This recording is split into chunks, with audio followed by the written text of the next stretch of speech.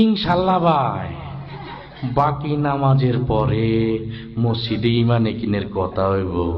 ওই মুসল্লি, তোরা হগলতে ববি, নাইলে কিন্তু ছান্ডে মান্ডে কলজ করে দিব, কয়া দিবাল আছে। মুসল্লিরা তো সব ভয় বসে গেছে, সর্বনাশ যে লোক এলান করছে, না বসলে তো খবরই আছে। তো বসার পরে মিশা সওদাগরকে বললো যে আপনি একটু কালেমার পয়েন্টটা আলোচনা করেন। তো মিশা সওদাগর কালেমার পয়েন্ট আলোচনা করতেছে এইভাবে: আমরা দু চোখে যা কিছু দেখি আর না দেখি সব আল্লাহ সৃষ্টি মাখলুক। মাখলুক কিছু করতে পারে না আল্লাহর হুকুম ছাড়া, আর আল্লাহ সব কিছু করতে পারে মাখলুক ছাড়া, ঠিক কিনা? যাই হোক, সে তার মতো করে বলে গেল। এরপরে ওই ডিপজলকে আবার বললো যে আপনি একটু নামাজের বিষয়টা আপনার মতো করে বলেন। তা ডিপজল নামাজের বিষয়টা বুঝাইতেছে এইভাবে: ওই আল্লাহ রাসূল জ্যামতে জ্যামতে নামাজ পড়ছে, আর সাহাবীগো শিখাইছে অমতেই নামাজ পড়তে হইব। বোঝো নাই মাসলাটা, দুধু খাও।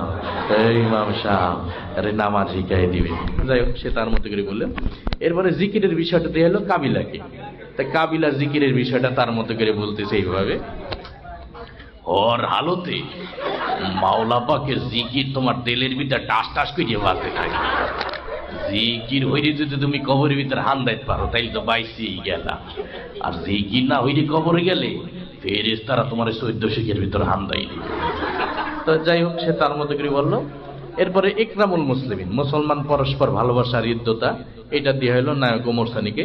তো নায়ক ওমর সানি তার মতো করে বলতেছে এইভাবে: একজন মুসলমান আরেকজন মুসলমানের দুঃখ কষ্ট ভাগাভাগি করে না, নাম ইকরামুল মুসলিমের। চৌধুরী সাহেব, আমরা গরিব হতে পারি, আপনার মতো বদ্দিন নই। আমি গত মাসেও 3 চিল্লা দিয়েছি। তো যাই হোক, সে তার মতো করে বললো।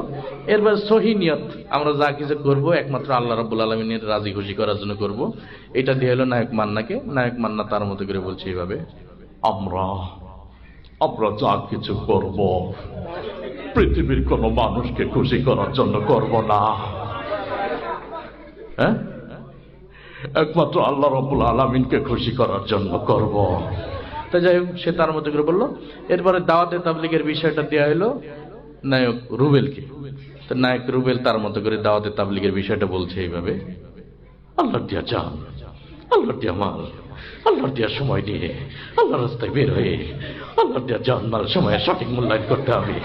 আর জেনে রাখিস, তুই যদি আল্লাহর দিয়া জান, আল্লাহর দিয়া মাল, আল্লাহর দিয়া সময় সঠিক মূল্যায়ন না করিস, তুই বেঈমান হয়ে মারা যাবি, বেঈমান হয়ে মারা যাবে। আজকের মতো আমি এখানে বিদায় নিচ্ছি। আবার আগামী অনুষ্ঠানে দেখা হবে ইনশাআল্লাহ।